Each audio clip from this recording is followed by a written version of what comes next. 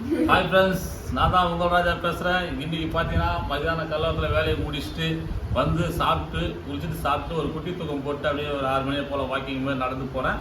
போய் வரும்போது பார்த்து அப்படியே ஏதாச்சும் வாங்கி சாப்பிட்லாம் அப்படின்னு போனேன். என்ன வாங்கிட்டு வந்து பார்த்தீங்கன்னா அத்தோ ஃப்ரெண்ட்ஸ், சொய்யத்தோ ஃப்ரையத்தோ அப்படின்னு சொன்னாங்க. நான் ஃப்ரை வாங்கி வந்தேன். இங்கே பாருங்கள், ஏன்னா இதெல்லாம் வந்து சுவையாக தான் இருக்கும். ரோட்டில், கடையில், ஹோட்டலில் எல்லாம் இருக்கிறது ரொம்ப ரொம்ப டேஸ்ட்டாக இருக்கும். ஏன்னாக்கா அஜினா முட்டை நிறைய போடுவாங்க, அதனால் சுவையாக இருக்கும்.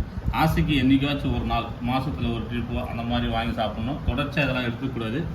நம்ம வீட்டில் சாப்பிட்ற சாப்பாடு மாதிரி இந்த மாதிரிலாம் இருக்காது. நம்ம வீட்டில் தான் சுவையாக இருந்தால் கூட உடம்புக்கு ரொம்ப நல்லது.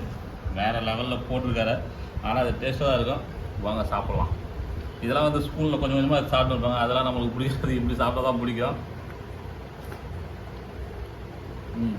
காரம் கம்மியாக போட சொன்னால் கொஞ்சம் தூக்கலாக தான் போட்டிருக்காரு.